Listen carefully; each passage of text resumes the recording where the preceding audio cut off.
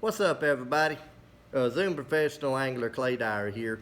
I get asked often, Clay, what's your go-to bait in summertime when fishing gets tough? Zoom has came out with a bait to me that's really neat. This bait's called the Fluke stick.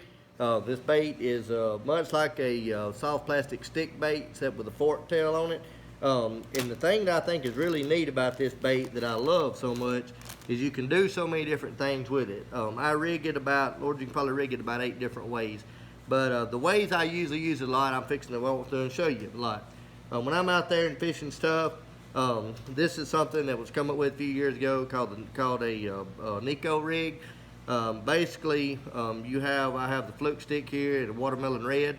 I've got as you can see, the way I've got it wacky style with a Mustad Titan Wacky X hook. Also, I have just a regular lead, what we call a nail weight, that I've actually put it in the head of it. I rig this worm up a lot like this when I'm out there on the ledges or anywhere where it's a good clean bottom and the fish seem to be tough. But that's one of my favorite ways of rigging it. That's a very effective way.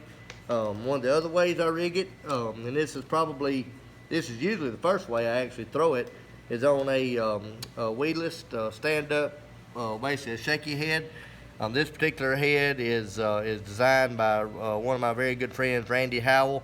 But I use this a lot out on the ledges as well, especially when there's rust piles and things to pull it through. As you can see, it's basically rigged weedless, just like you rig it on any other shaky head.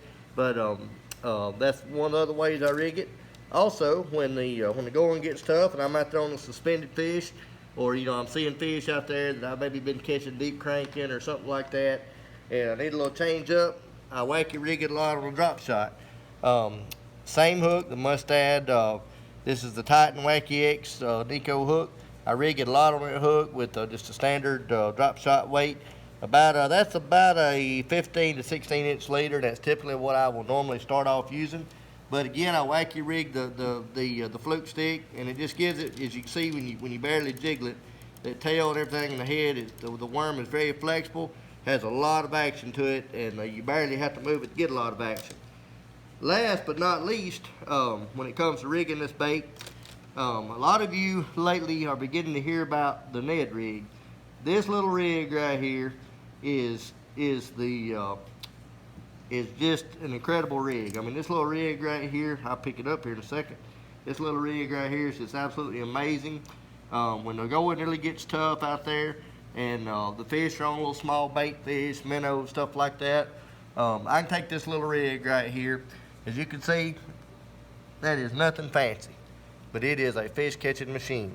A lot of people on the Ned rig will actually take that stick style soft plastic, bite it off or cut it off just below the egg sac, and actually rig it backwards where the head of the worm is the tail.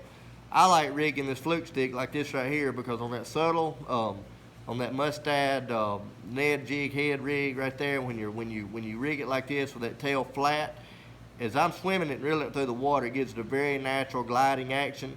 And if I want to reel it up, say by a dock or by a bridge column or something of that nature, and let it fall, with that tail, it gives it a very unique gliding action. But that again is there's so many different ways to rig this Zoom Fluke stick. It also comes in a Fluke stick junior size. Comes in several colors, but I keep it very plain and simple in my boat. I throw watermelon red, straight green pumpkin, and maybe watermelon magic. But I promise you this: if you take that Fluke stick and you rig it those 4 or 5 different ways, and you'll stay with it, I promise you'll get a lot of bites and it'll catch you a lot of fish when times get tough. Hope that helps you guys. May God bless you.